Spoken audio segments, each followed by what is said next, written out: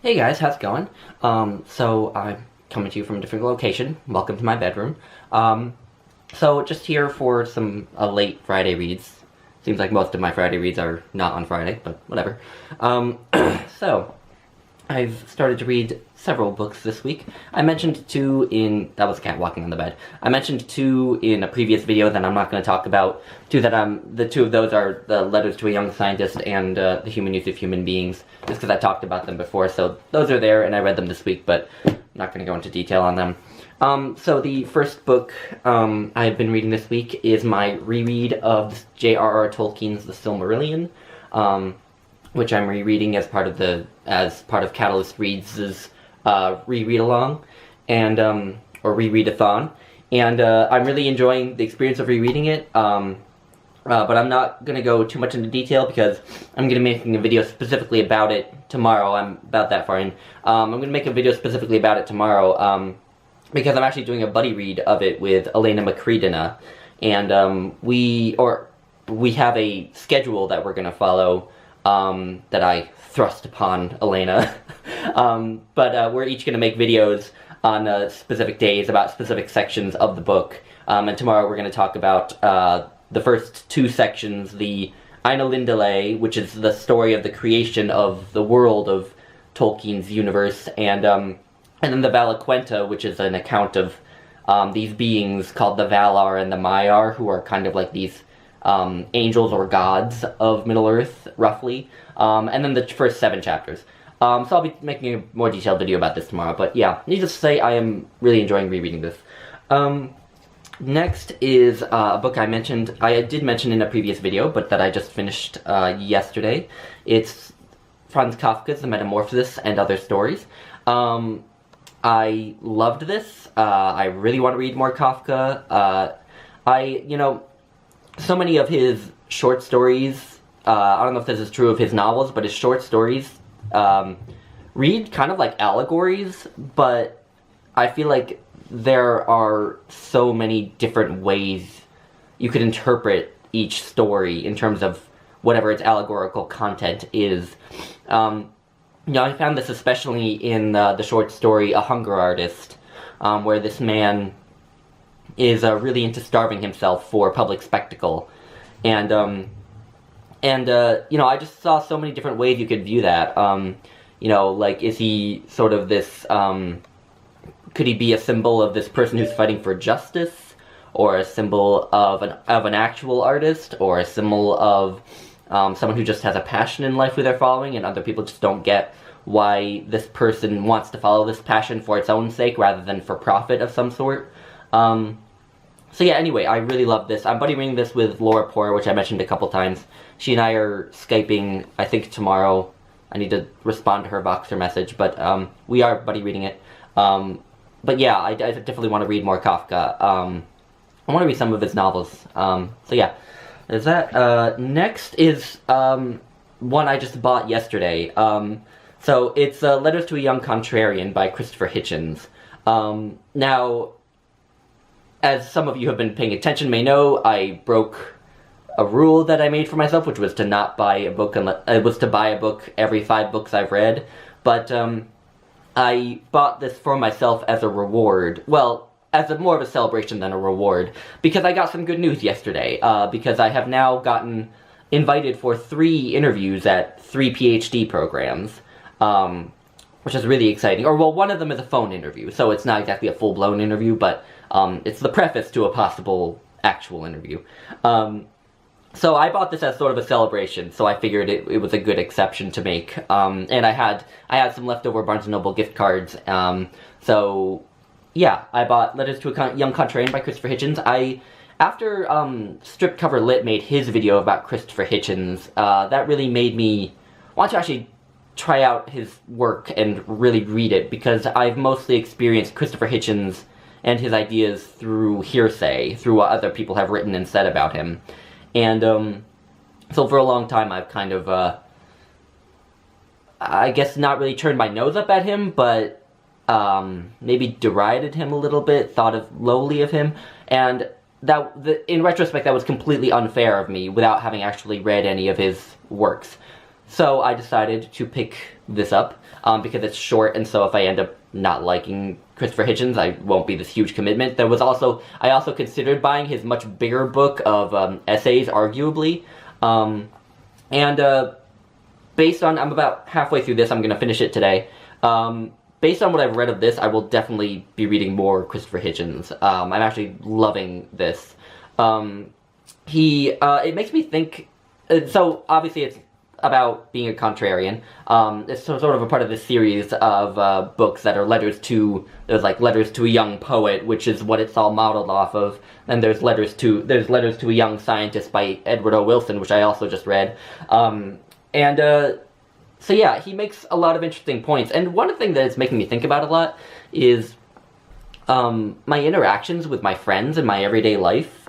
Because one thing that makes me uncomfortable about the friends I have in my everyday life, even though I love all of them, we all pretty much agree on everything, on social issues, on our political views, and that bugs me a little bit. I used to have a friend who was a very outspoken conservative, and I really liked, I could have very heated discussions with him, but I really liked having that friend around, but he's gone now.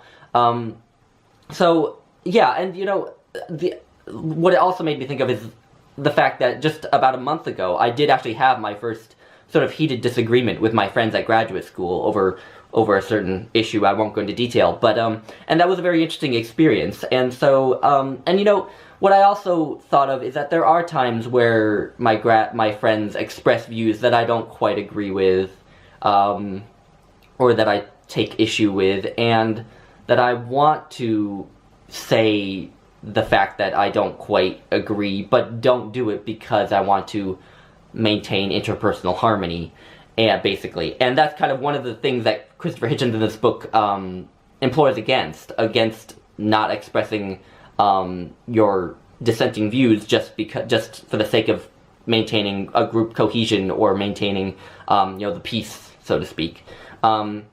So yeah, I guess that might be a New Year's resolution, to express my disagreements more with other people.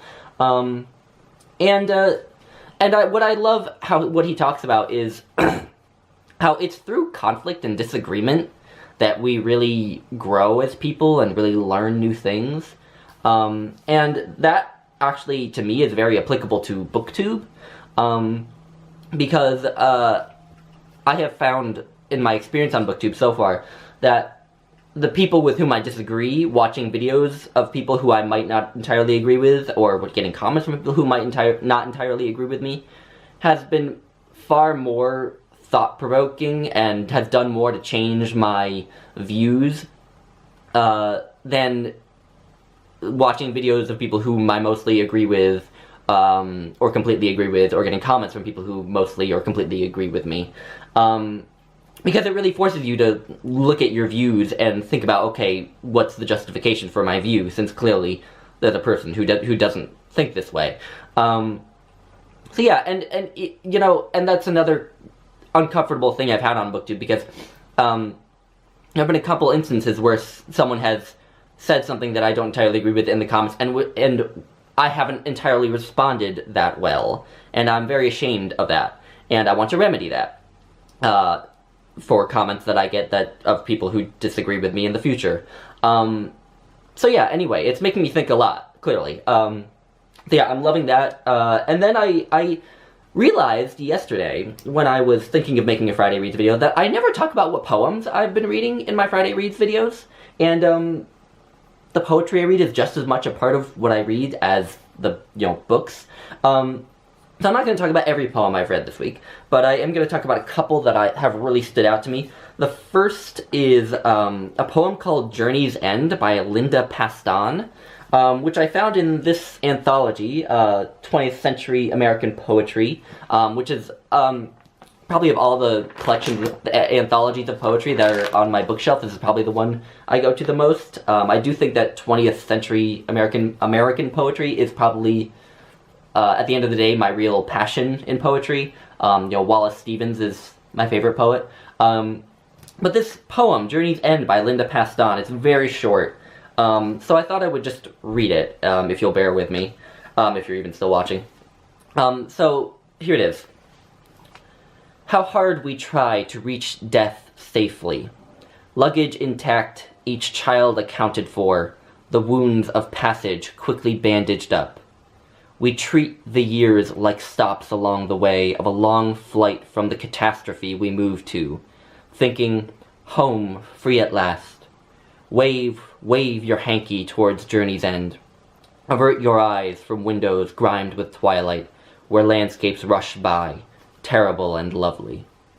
So yeah, I just think that that's a fascinating evocation of the attitude that a lot of people take towards life, how, even without realizing it maybe, about how we tend to view life as this big project that we're all working on, and that there is some way to get it perfect, and that there will be a real end in sight, and that death will almost be an interruption to the completion of this project. And yeah, I found that fascinating, and that might be a new favorite poem of mine, actually. So yeah, Journey's End by Linda Pastan, and then another one was good old Walt Whitman. So I read his poem, I Sing the Body Electric, but I read it in the 1855 edition of Leaves of Grass. So this edition I have here has both the 1855 and the 1892 edition, so the first and the last editions. And so the one in the 1855 edition is, you know, not revised, so to speak. But I still loved it, and it's a very interesting poem. I'm liking Walt Whitman the more I read him, but I thought I would just read you one small passage. It's a small passage, don't worry. So he in this part of the poem, he creates this image of a slave at auction, and the narrator, says that he says he goes up to the auctioneer, the guy who's auctioning off the slave, and says, "Oh, let me help you. Let me announce to this crowd all of the virtues of this slave and how much he should cost." And so he eventually gets into this passage. Within there runs his blood, the same old blood, the same red running blood. There swells and jets his heart. There all passions and desires, all reachings and aspirations. Do you think they are not there because they are not expressed in parlors and lecture rooms? This is not only one man. He is the father of those who shall be fathers in their turns. In him the start of populous states and rich republics. Of him countless immortal lives, with countless embodiments and enjoyments. So yeah, I love how Walt Whitman is just very affirmative in that sense, in that very humanistic, universalist sense. So yeah, anyway, that is what I have been reading this week. So, thank you for watching, everyone. Goodbye!